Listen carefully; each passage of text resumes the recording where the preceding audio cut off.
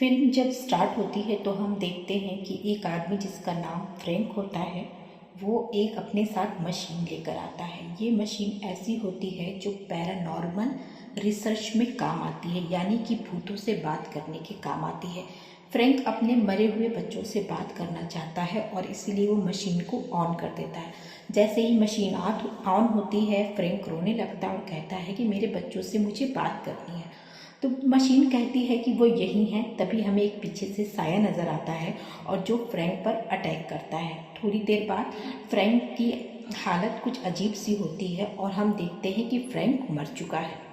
दूसरी तरफ हम देखते हैं कि फ्रैंक की बीवी जैनेट बताती है कि किस तरह से जिस घर में हम रह रहे हैं उस घर में रहने वाले बुरे साए ने एक एक करके हमें मारा। ये दोनों हस्बैंड वाइफ डॉक्टर थे और घर में ही उन्होंने एक डिस्पेंसरी खोल रखी थी। इनके 3 बच्चे थे, मैथ्यू, केट और हिलेरी, और तीनों साथ ही में रहते थे।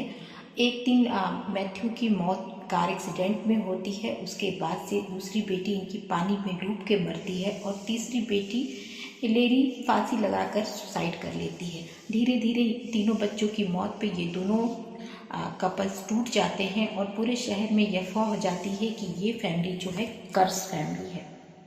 जैसे आसपास के लोग इस फैमिली से दूर ही रहते थे। कुछ साल बीत जाने के बाद ये घर सुनसान पड़ा हुआ था, तो इसमें एक नई फैमिली शिफ्ट होने आई, जिसमें एक कपल थे और उनके 3 बच्चे थे। इसमें एलन और एमिली थे, जो अपने 3 बच्चों के साथ इस घर को देखने आए थे। इनमें इवान, सहरा और अनीता इनके 3 बच्चे थे, जिसमें इवान सबसे बड़ा बेटा इनका था। इस घर को इन लोगों ने काफ़ी पसंद किया, तो क्योंकि ये थोड़ा एंटीक टाइप का था और इसमें इन लोगों ने इसको खरीदने का डिसाइड किया। खरीदने के बाद जैनेट इनके पास आती है और इस फैमिली से मिलती है। जैनेट अपने बेटे की पोर्ट्रेट यहाँ भूल गई थी, तो वो उसे लेने आती है और वहाँ उसने इन 3 बच्चों को देखा तो उसको बहुत दुख हुआ था, क्योंकि वो जानती थी कि इस घर में सही चीज़ें नहीं होती और किस तरह से इसके बच्चों को एक एक करके उस बुरी आत्मा ने मार दिया था। दूसरी तरफ हम देखते हैं कि अपने कमरे में सो रहा होता है, तभी उसे पास से किसी लड़की की रोने की आवाज़ आती है। वो बाहर निकलता है तो देखता है वहाँ एक सैम नाम की लड़की है, जिसके पापा उसे मार रहे थे और वो घर से बाहर आ जाती है। तब इवान बताता है कि हम लोग इस घर में शिफ्ट होने हुए हैं। तो सैम बताती है कि ये घर हॉन्टेड है, इससे आप लोग चले जाए। इवान उसकी बात को सुन के हंस के टाल देता है और सैम वहाँ से चली जाती है। अगले दिन हम देखते हैं कि इवान टीवी देख रहा होता है और तभी वहाँ पे बिजली चली जाती है। वो बिजली को वापस लाने की कोशिश करता है, लेकिन तभी अजीब अजीब घटनाएं होने लगती हैं और हम देखते हैं कि इवान के पीछे एक साया खड़ा है और उसे अजीब अजीब चीज़ें नज़र आने लगती, जैसे एक लेडी है और उसके हाथ में एक बेबी है जो रो रहा है। काफ़ी देर के बाद लाइट वापस से आ जाती है।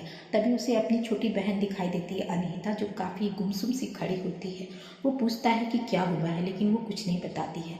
फिर हम रात में देखते हैं कि सैम चोरी चुपके से ऐहान के कमरे में दाखिल हो गई है। वो पूछता है तुम यहाँ कैसे आए, तो वो बताती है मेरे डैड मुझे मार रहे थे। ये घर मैं कई बार इस घर में पहले भी आ चुकी हूँ, तो मैं चुपके से यहाँ आ गई हूँ और मैं यहीं सो जा रही हूँ। जैसे ही वो सोती है तो उसे भी एक बुरा सपना आता है, जिसमें वो देखती है कि जैनेट के पास कोई पेशेंट आई है, वो अपने बच्चे का इलाज करा रही है। फिर जैनेट जो है अपने हस्बैंड को देख के मुस्कुराती है, तभी उसकी आँख खुल जाती है।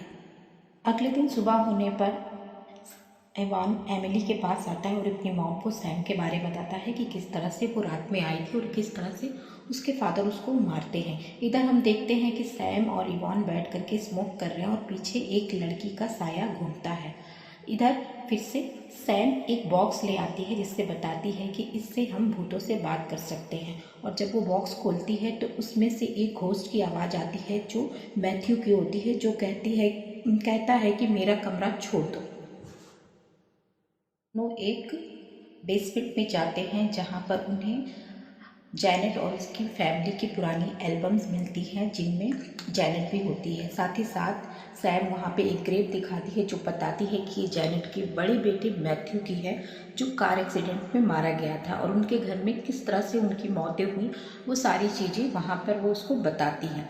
हाँ, वहाँ पे हम ये देखते हैं कि पास ही में एक बुरी आत्मा खड़ी है। ये बुरी आत्मा मैथ्यू की है, जो उनको घूर रही है, क्योंकि मैथ्यू के कमरे में ही ये दोनों रह रहे होते हैं।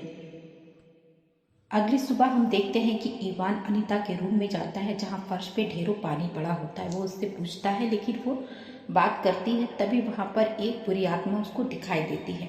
यहाँ सैम उससे बताता है कि अजीब अजीब चीज़ें दिखाई दे रही हैं, कई चीज़ें ऐसी हैं जो समझ में नहीं आ रही है। तो सैम बताती है कि आसपास के लोग कहते हैं कि ये घर हॉन्टेड है, यहाँ पे कोई नहीं रहता है। तो वो कहता है कि प्लीज़ ये बात मेरे मॉम एंड डैड को मत बताना, क्योंकि उन लोगों ने बहुत मुश्किलों से इस घर को खरीदा है।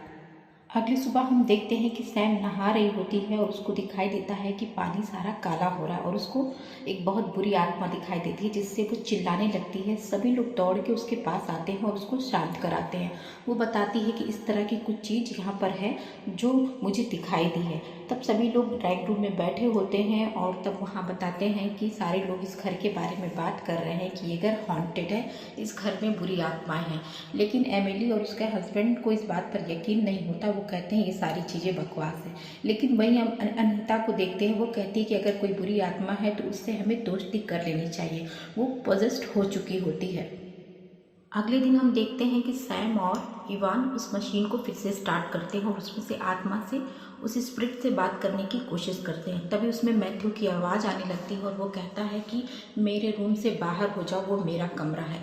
ये लोग कुछ समझ में नहीं पाते और एक दूसरे से बात करने लगते हैं। तभी वहाँ अजीब होने लगता है और उसमें से एक स्पिरिट निकल कर बाहर आती है जो बहुत डरावनी होती है और वो इवान पर अटैक करती है और उसके अंदर वो घुस जाती है और उसको मारने की कोशिश करती है। यहाँ हम देखते हैं कि सैम उसे बचाती है लेकिन इवान अपने होश में नहीं होता, उस पर शैतान हावी होता है। तब किसी तरह से सैम इवान को अपने हाथ से छुड़ाती है और उस पर लैंड से अटैक कर देती है और वहाँ से भाग जाती है। अगले दिन इवान सैम से फिर से मिलता है और वो कहता है कि मुझे इस घर के बारे में सब कुछ जानना है कि ये किस तरह की स्पिरिट है और हमें क्यों परेशान कर रही है। सैम कहती है कि इस बात को छोड़ दो, इस सब में मत पड़ो। लेकिन वो जैनेट से मिलना चाहता है और सैम से कहता है कि हमें जैनेट से मिलना है और वो लोग जैनेट से मिलने पहुंच जाते हैं। जैनेट कहती है कि तुम लोगों ने उस बॉक्स के साथ छेड़छाड़ की है, इसी से वो स्पिरिट तुम्हारे पे अटैक कर रही है। वो चिल्लाती है और कहती है जाओ उस बॉक्स को जला दो, नहीं तो तुम सब मारे जाओगे। इवान आता है और उस बॉक्स को जला देता है, ये सोच करके कि हो सकता है सब कुछ सही हो जाए। अगले दिन फिर हम देखते हैं कि फ़ोन पे इवान के डैड का मैसेज आता है कि वो एक लंबे जाम में फंस गए हैं, लेकिन इवान उस पर ध्यान नहीं देता। इवान सो रहा होता है, उसे सपना आता है कि जैनेट और उसका पति एक डेड बॉडी को लेकर जा रहे हैं और वहाँ मैथ्यू भी होता है जिसको मुंह दबाकर वो कहते हैं कि आवाज़ मत करो, चुपचाप से देखते रहो। फिर तभी सैम इवान को जगा देती है और कहती कि हमारे बेड पे कोई तीसरा भी है। जब वो लोग उसको देखते हैं तो एक बहुत ही बुरी स्पिरिट उनके साथ होती है जो बहुत ही ज़्यादा डरावनी होती है और वो उन पर अटैक करने की कोशिश करती है। फिर वहाँ एक विज़न आता है जो सैम को आता है, उसमें दिखाई देता है कि एक लेडी है जो लेडी पहले अपने बच्चे का इलाज कराने आती है। उसे जैनेट ने कैद करके रखा है और जैनेट ने उसका गला काट कर उसको मार दिया। वहाँ एक छोटा बच्चा भी उस लेडी का है, ये बच्चा सैम का है। यहाँ मैं बता दूँ कि जैनेट के हस्बैंड के साथ सैम की माँ का अफेयर था और ये छोटा बच्चा उन्हीं का है जिसको जैनेट ने अपने घर में बंद करके उसको वहाँ पे कत्ल कर दिया था।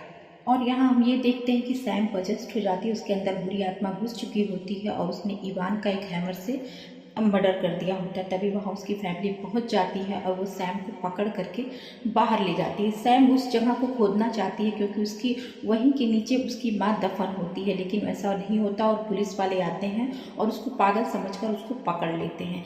अब यहाँ पर जैनेट दिखाई देती है जो ये सोचती है कि यहाँ पर फिर से एक कत्ल हुआ है, जो कत्ल इवान का है वो भी उसी तरह से इस घर में घूमेगा जिस तरह से सालों से मैथ्यू और उसकी फैमिली घूम रहे हैं और लोगों का कत्ल कर रहे हैं। ये कहानी एक बदले की कहानी थी जिसमें जैनेट को ये पता चलता है कि उसके पति फ्रैंक का अफेयर एक लेडी के साथ चल रहा है। ये लेडी और कोई नहीं सैम की मॉम होती है और वो फ्रैंक के साथ इसका अफेयर होता है, जिसका बदला लेने के लिए धोखे से जैनेट उसको अपने क्लिनिक पे बुलाती है सैम का इलाज करने के लिए और वहीं पे उसका मर्डर कर देती है। सैम की आत्मा बदला लेने के लिए एक एक करके जैनेट के सारे बच्चों को मार देती है और इसी तरीके से वो आगे कहानी का सिलसिला चलता जाता है।